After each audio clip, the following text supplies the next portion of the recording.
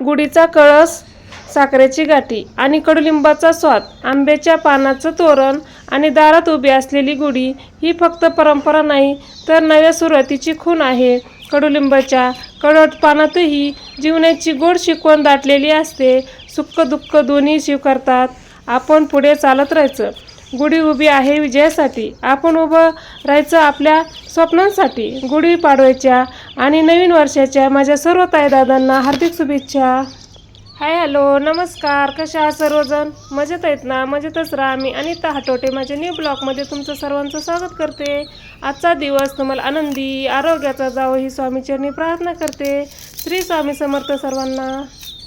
नवीन वर्षाची मस्त अशी छान सुरुवात झाली. सकाळ सकाळी प्रज्वल आणि त्याचे पप्पा वॉकिंगला गेले. मस्त दोघं पण सायकलवर जातात. आणि बघा सकाळी प्रज्वलने कसं शूट करून घेतलं. सूर्य उगत आहे, त्याला सांगायची गरज नाही पडत. आता तो सोबत पप्पा जर असेल, त्याच्याकडे मोबाईल असेल तर काही ना काही शूट करून घेतं. त्याला पण सवय लागली. थोडीफार लिंबाचं पान म्हणलं त्यांना, लिंबाचे ढगळे आणि आंब्याचे ढगळे घेऊन यात. आणि तिकडं खूप मोठे मोठे झाडं होते, पण ते मोठे झाडं कसं चढता येत नाही ना. आंब्याचे लिंबाचे झाडं खूप मोठे उंच उंच गेले होते. तिथं काय हात पुरत नव्हता म्हणून हे साईडला असंच रस्त्याच्या कडीला छोटं लिंबाचं झाड होतं. मग आता लिंबाच्या झाडाचे ढगळे पण लागतात आणि आंब्याचे पण लागतात. आणि पहिलं काय असायचं, लिंबाच्या झाडाला नाही का तौर यायचा. आणि तौर आणि हरभऱ्याची डाळ आणि खोबरं असं गुढीपाडव्याच्या दिवशी खायचे. बघा, तौरा खायचं म्हणायचे, चांगलं असतं खायला, शरीरासाठी पण चांगलं असतं. आणि ते पहिल्यापासून आपल्याला म्हणजे लिंबाच्या पानाचं काय महत्त्व आहे ते त्या दिवशी नाही का सगळेजण थोडं थोडं पालाचं तौर खायचे. तौर पण आता भेटतच नाही, तौरच नाही आता सध्या, आलाच नाही लिंबाला अजून. आणि ते लिंबाचे ढगळेच आणले, तौर काही दिसतच नाही, फुलं वगैरे कुठं दिसत नाहीत. सकाळ सकाळी वॉकिंगला गेले, सकाळचे हे कामं झाले मस्तपैकी. दोघं सायकलवर गेले होते, मस्त छानपैकी वॉकिंग करून आले. तिकडं सगळं रिकामं असं झाडीच आहे, म्हणजे डोंगर टाईप आहे. मग तिकडं जातात रोज वॉकिंगला. सकाळीच प्रज्वलला सुट्टी असेल त्या दिवशी जात असतो तो, नाहीतर मग स्कूल असते त्याची 7 वाजता, त्याच्यामुळे नाही जमत. आज गुढीपाडव्याची सगळ्या मुलांना सुट्ट्या होत्या स्कूलला, त्याच्यामुळे तो म्हणला मी पण जातो. हे किती मोठी उंच उंच झाड आहे, ते काय हात पुरतच नव्हतं. मग साईडलाच एक रस्त्याच्या कडेला छोटं झाड होतं, मग त्याचा लिंबाचे ढगळे घेऊन आला हे प्रज्वल. सायकल चालवतो आहे, मोबाईल हातात आहे, तरी पण त्याला पण सवय लागली आता थोडीफार शूट करून घ्यायची. नंतर माझी तयारी चालू होती, तोपर्यंत मी घरचं सगळं आवरलं आणि गुढीची तयारी वगैरे करून ठेवली. आणि प्रज्वल वगैरे आल्याच्या नंतर मग त्याने आंघोळ्या ते केल्या, म्हणून आम्ही गुढीची तयारी तोपर्यंत सगळी झाली होती माझी. जास्त काय तयारी करायची नसती, नंतर पुरणपोळीचा स्वयंपाक तर करायचाच असतो. त्याच्यामुळे सकाळी साखरेची घाटी, फुलं वगैरे, आंब्याचे ढगळे हेच असतं. आणि जास्त काय तर सकाळची तयारी नसती. गुढी उभा करायची, तेवढी साडी वगैरे काढून ठेवली होती. आणि नंतर तर आपल्याला पुरणपोळीचा स्वयंपाक करायचा असतो, त्याच्यामुळे सकाळी नैवेद्य पण नसतो. साखर किंवा गूळ ठेवला तरी चालतोय. नारळ असतं, नारळ आणायचं फोडायला. मस्त हारच नाही भेटला गुढीसाठी. हार म्हणलं होतं त्यांना, पण हारच नाही भेटला. सगळे संपले होते. त्यांना दुकान नंतर बंद करून घरी यायच्या टायमिंगला खूप उशीर होतं ना, तेव्हा सगळे हार संपले. म्हणले फुलं घेऊन येतो. ही मस्तपैकी अशी गुढीला कोरी साडी काढली. कसं आपण वापरलेल्या साड्या नाही घालायच्या देवाला कधी, तीच नंतर आपण घालू शकतो. ही घडी मोडली मग आता ह्या साडीची. तीच म्हणलं गुढीला आता नेसवावी नाही का. काही वर्षी आम्ही झेंडा पण उभा करत होतो. 1 वर्ष केलता गुढीला नुसतं झेंडाच उभा, काही ठिकाणी नुसतं झेंडाच लावतात. पण आपली परंपरा आहेच पहिल्यापासून साडी वगैरे गुढी. तशी एक वर्ष केलं तर मला ते चांगलं वाटत नव्हतं. मग म्हणलं नकोच, आपल्याला आपले जसं आहे तसंच करूया म्हणून साडी वगैरे. मग अशीच गुढी उभा करतो वर्षानुवर्षे, आहे आपली परंपरा तशीच करायची. मग सगळे तयार होऊन बसले. नारळाची शेंडी काढायची राहिली होती, मला तोपर्यंत तुम्ही शेंडी काढा, मी साडीची घडी म्हणजे व्यवस्थित मिऱ्या वगैरे करते. आणि प्रज्वल सगळे तयार झाले. ओंकार पण उठला होता, लवकर उठलं होतं. मला आज आपलं नवीन वर्षाचे लवकर सगळ्यांना पटापट उठा, पटापट आवरा, म्हणजे वर्षभर नाही का आळस येणार नाही. लवकर उठतील, आवरतील कामं आपापले जिथले तिथं होतात. त्याच्यामुळे सकाळी लवकरच सगळ्यांना उठलं. बघा 7-7:30 वाजले असतील. 8च्या आधी गुढी उभा करून ह्यांना 8:30ला दुकानात जायचं असतं, तोपर्यंत सगळं नाश्ता वगैरे झाला पाहिजे. त्याच्यामुळे मी पटापट सगळंच आवरून घेतलं. नाश्ता पण झाला पाहिजे आणि दुकानात 8:30ला दुकान उघडावं लागतं, त्याच्यामुळं लेट जमत नाही. प्रज्वल शांत बसत नाही, गेलता काहीतरी लागून घेऊन आला डोक्याला. इतका वळवळ करतोय ना, शांतच नाही. ह्याच्यावर चढ त्याच्यावर चढ, इथून उड्या मार, तिथून मला भीती वाटते. बाहेर म्हणलं झाडा वगैरे बाहेर गेलं तर ते नाही का लिंबाचे ढगळे वगैरे काढायचं मला, तर ते झाडावर चढून त्याला काय चढून देऊ नका. त्याच्यामुळे त्यांनी रोडच्या कडीचे छोटे छोटे झाडाचेच घेतले. म्हणले नकोच मोठ्या झाडाला, ऐकतच नाही. एवढं उंच उंच झाडं असतात त्याच्यावर पण चढतो. एकदा आम्ही असंच काहीतरी कार्यक्रम होता, गार्डनमध्ये गेलतो, ते झाडावर जाऊन बसला. पर चढूया की ब्लॉगमध्ये आहे बघा, ते झाडावर बसलेला असं करतो काहीतरी उद्योग. हात बसतच नाही, शांत बसत नाही, असे वळवळ सुरूच असते त्याचे. मस्तपैकी गुढी उभा केली छान. ओंकारने थोडं की 5च मिनटं तिने फुलं वगैरे लावली. माझ्या तर लक्षात पण नव्हते हार वगैरे लावायचे नाही का, ते साईडने सजवायचं. मुलांच्या लक्षात राहतं, तिने लगेच 5 मिनटात काढले. आमचे डेकोरेशनचे असतात ना सगळे गणपतीचे वगैरे, ते म्हणलं कुठे मी आता कुठं बघत बसायचं, पण त्याला सापडली आणि लगेच 5 मिनटात तिने लावून दिलं. सकाळची खूप घाई असते दुकानात जाण्यासाठी, निवांत नसतंय, सुट्टी नसते, एक दिवस सुट्टी नसते. कसे काही सरकारी नोकरी कंपनीवाले लोकांना, बाकी सगळ्या नोकरदारांना सुट्टी भेटते संडेला, गुरुवारी, लाल तारीख, बाकीचे सुट्ट्या असतात, सरकारी सुट्ट्या असतात, भरपूर सुट्ट्या भेटतात त्यांना. तसं धंदेवाल्याला स्वतःच्या जे स्वतःचं दुकान वगैरे असते, जे स्वतःचे धंदे असतात, त्यांना सगळे दिवस सारखे, एक दिवस सुट्टी नाही. जेव्हा आपण सुट्टी घेऊ तेव्हाच आपल्याला सुट्टी भेटते. असं आमचे कामं आहेत बघा. एक दिवस सुट्टी नसते, फक्त महिन्यातून एक सुट्टी असते. त्या दिवशी एवढे कामं असतात ना, सगळे कामं ते ॲडजस्ट करायचे असतात सगळे. आणि मुलांना बाहेर पण जायचं असतं, एवढं सगळं करायचं. महिन्यातून एक सुट्टीत काय काय करायचं असं होतं. आठवड्यातून एक तरी सुट्टी पाहिजे नाही का, संडेला वगैरे किंवा गुरुवारी. झाली आमची गुढीची तयारी वगैरे करून, बाकी कुणाच्याच गुड्या उभ्या नाहीत अजून. आमची पहिली स्टार्ट सुरू आहे. बाकी सगळ्यांना सुट्ट्यात, निवांत चाललंय सगळ्यांचं. पण सगळ्यांना कशी गुढीपाडव्याच्या सगळ्यांना सुट्ट्या असतात, त्यांचं निवांत चाललंय. फक्त आमची गुढी सकाळी सकाळी उभा राहिली होती 8च्या आधी.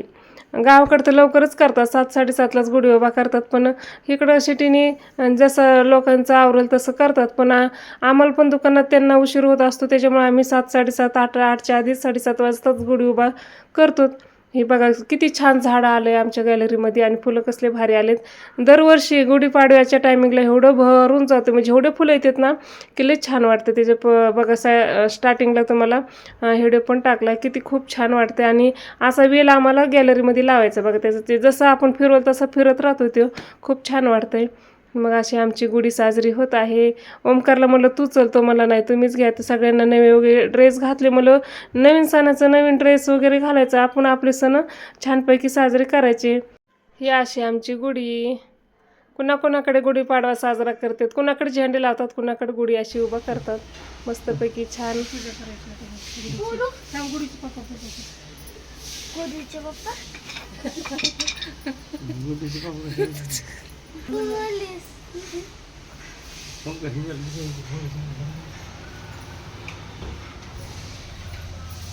प्रज्वलने नारळ फोडलं, त्याने गुढीची पूजा वगैरे केली. मस्तपैकी स्वस्तिक, शुभ लाभ असं काढलं, मनानेच काढलं. मी तर सांगायची गरजच नाही पडली, त्यांनी मनाने स्वतः काढलं शुभ लाभ आणि स्वस्तिक. आणि छानपैकी फुलं वगैरे ठेवले. फुलं हार तर काय भेटलं नव्हतं, त्याच्यामुळे फुलं भरपूर दिले होते त्या दादांनी. मग मी पण म्हणलं पूजा वगैरे करून घ्यावं गुढीची. आणि नारळ तर ठेवलेलंच होतं, आणि अगरबत्ती वगैरे लावली आणि दर्शन घेतलं नवीन वर्षाचं. आपले नाही का नवीन वर्ष आजपासून, चैत्र महिन्यापासून, गुढीपासून आपलं नवीन वर्ष सुरू होतं आहे. गुढीपाडव्याला कुणी गाड्या खरेदी करतं, कुणी प्रॉपर्टी घेतं, कुणी शेती घेतं, कुणी काय काय नवीन वर्षाचं घेतं असतं. गुढीपाडव्या दिवशी, नवीन वर्षा दिवशी सोनं तर काय घेऊ शकत नाही, तेवढं रेट वाढलेत ना सोन्याचे. अशी आमची गुढीची तयारी झाली. मस्तपैकी सगळे कामं बाकीचे आवरले. पण स्वयंपाक बाकी होता, पुरणपोळीचा स्वयंपाक. नैवेद्यासाठी पुरणपोळीच करतात आमच्याकडे, तर मग पुरणपोळी बाकी होती. मला 1 वाजेपर्यंत सगळं स्वयंपाक वगैरे करून घ्यावा. नंतर केंद्रात जायचं होतं, तर मला दाखवते ब्लॉगमध्ये पुढं. केंद्रामध्ये आज नवीन वर्षाचं सारा अमृताचं पारायण होतं बघा. किती छान झाडं आलं आमच्या दारात. हे सरळ असं आम्हाला गॅलरीमध्ये लावायचं. किती फुलं भारी आले त्याला. आणि खालून गुढी अशी मस्तपैकी पुरणपोळीचा स्वयंपाक. गुढीपाडव्याला असं नाही का सण म्हणलं की पुरणपोळी आलीच. प्रत्येक ठिकाणी पुरणपोळी असं करतातच सणासुदीला. काही ठिकाणी पुरी भाजीच करतात वाटतं, श्रीखंड पुरी असती गुढीला नैवेद्य. मी बघितलं आमच्या शेजारी ताई करत होत्या. मस्त असं भजे पापड, कटाची आमटी, दूध तूप पुरणपोळी छानपैकी ताट तयार केलं. ओंकारला म्हणलं जेवण करून घे आता. मग देवाला नैवेद्य पण दाखवला, स्वामींना दाखवला, आपल्या देवघरात दाखवला, तुळशीला पण दाखवायचा असतो. सगळ्यांना नैवेद्य वगैरे दाखवल्याच्या नंतर मुलांना मग दिलं जेवायला. तसं प्रज्वलचं आधीच चालू होतं, कुरडई पापड भजे खायची. मुलांना चालतंय, म्हणजे गावाकडं मुलांना म्हणजे देत होते. म्हणायचे ना, काही लोक म्हणायचे प्रसाद दाखवल्याशी खायचं नाही, तसं नसतं, मुलांना द्यायचं असतं. मुलंच हे देवाघरचे फुलं असं म्हणतात ना. मुलांना जे खायचं ते खाऊन द्यायचं, ते काय म्हणायचं नाही उष्ट झालं काय. पण फक्त आपण नाही खायचं, नैवेद्य वगैरे दाखवूच तर. मस्त गुढीला नैवेद्य तयार केला. असं गुढीला आमच्याकडे नैवेद्य ठेवतात. काही लोक पोळी ठेवतात, आमच्या वरच्या ताई आहेत का, ती एक अख्खी पोळी ठेवतात. पण आमच्याकडे हे नैवेद्य असं बनवतात असतात. तुळशीचं पान ठेवायचं त्याच्यावर एक. तुळशीचं पान ठेवल्याशिवाय नैवेद्य अर्पण होत नाही, म्हणजे देवाला तुळशीचं पान ठेवायचं, ते पवित्र मानलं जातं. मस्तपैकी नैवेद्य असं प्रज्वल मला मी दाखवतो, मला दे बाबा, तूच कर, तुझ्याच हाताने होते सगळं. आज प्रज्वल आज खूप खुश होता. सुट्टी होती स्कूलला, अभ्यास पण नव्हता. नंतर होमवर्क दिला होता, मला तो करतो. मग गुढीपाशीच बसून त्याने होमवर्क केला. आज तिथंच बसून त्याने जेवण पण तिथंच केलं, अभ्यास मस्त छान. गॅलरीमध्ये गवत वगैरे टाकले खाली, एकदम गार्डनसारखं खूप छान वाटतं तिथं बसलं तर. आणि आम्ही थंडीचं ना, तिथं ऊन येते सकाळ सकाळी, तिथं मस्त नाश्ता करायला बसत असतात उन्हाच्या. आणि किचनच्या साईडला गॅलरी आहे, त्याच्यामुळे जास्त लांब नाही. असं पाणी वगैरे फिरून नैवेद्याला घेतलं आणि म्हणलं दर्शन वगैरे घ्या मुलांना, नाही का. प्रज्वलला तर असं आता मी करते ना, त्याला पण सवय लागली, नाही का. ते बघून बघून तो पण हळूहळू तर शिकायला लागला, म्हणजे पाय पडायचं नाही. पहिलं दर्शन घेत नव्हतं देवाचं, नाही म्हणायचं मी नसतो घेत, पण आता कळायला लागले तसं त्याला घेतो. आपण जसं करतो तसं करतो, त्याच्या हाताने झालं पाहिजे सगळं, असं त्याला वाटतंय. छानपैकी पुरणपोळीचा नैवेद्य दाखवला. हे बघा कसे फुलं, अभ्यास करत करत हे फुलं सजविलेत, नाही का, ताट सजविलेत यांनी सगळं फुलांनी. केंद्रात जायचं होतं तर मग सगळी घरचं आवरून घेतलं, फरशी वगैरे पुसली, पुरणपोळी जेवण वगैरे झाल्यानंतर केंद्रात आलो. सारा अमृत पारायण होतं केंद्रामध्ये. तर मग केंद्रामध्ये आलो. ते केंद्राला जागा भेटली का तिथं मंडप वगैरे, उद्या स्वामी प्रगट दिन आहे ना, त्याच्यासाठी छानपैकी मंडप वगैरे केला. तिथं साफसफाई चालू होती. मग सारा अमृत झाल्याच्या नंतर ताई मला सगळ्यांनी साफसफाई करायची, उद्या यायचं का नाही तुम्हाला. मग सगळ्यांनी खडे इटा म्हणजे काय काचं बिचं काय असतील कुणाच्या पायात घुसू नाही. नवीनच जागा भेटली ना आता केंद्रासाठी, एक जणांनी दिली 5 गुंठे जागा केंद्राला. तर त्याच्यामुळे ते मला सगळं साफसफाई करायची. ज्याला टाईम वेळ असेल त्याने थांबा, जे लहान लहान मुलं आहेत ते जाऊ शकतात. तर म्हणलं चला 5-10 मिनटं आपण पण करू. बघा हे तिथं कसं शेजारी अजून म्हणजे काम सुरू आहेत ना, त्याच्यामुळे जास्त स्वच्छता वगैरे नाही अजून. थोड्या दिवस मंदी आपलं केंद्र वगैरे बांधायच्या नंतर होईल सगळं व्यवस्थित छान. आता सध्या तर जागाच आहे, प्लेन जागेवरच बसलो होतं पारायण करायला. 21 अध्याय सुरू आहे आता.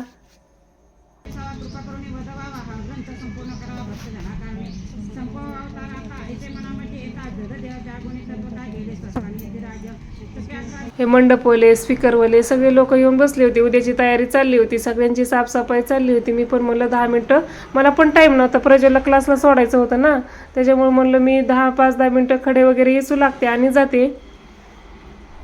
ही अशी आमची साफसफाई चालली. कुणी घेतलं झाडू, कुणी घेतलं खराटा, कुणी काय दगडं उचलतंय, कुणी चटाई गोळा करतंय. सगळे आपापले कामं स्वामीच्या सेवेमध्ये कुणी नाही म्हणत नाही, प्रत्येकाने आपापलं काम वाटून घेतलेलं असतंय. प्रत्येकजण करतच राहतात, असं नाही म्हणतच नाही. बघा इकडे काचं होते, भरपूर काचं बॉटल फुटलेल्या होत्या. आणि आमच्या पायात चप्पल पण नव्हती, म्हटलं चपला घालून सगळं कामं करा, नाही तर पायात काचं घुसायचे. हे बघा सगळं किती, म्हणजे एवढी जागा एक जणांनी दिली, किती त्यांचं नाही का स्वामीच्या केंद्रासाठी त्यांनी पूर्ण 5 गुंठे जागा दिलेली. आता होईल 1-2 वर्षात बांधकाम पूर्ण होईल. नंतर आम्ही खडे वगैरे याचायचं झाल्याच्या नंतर मोठे मोठे खडे काच साईडला काढून टाकले सगळे.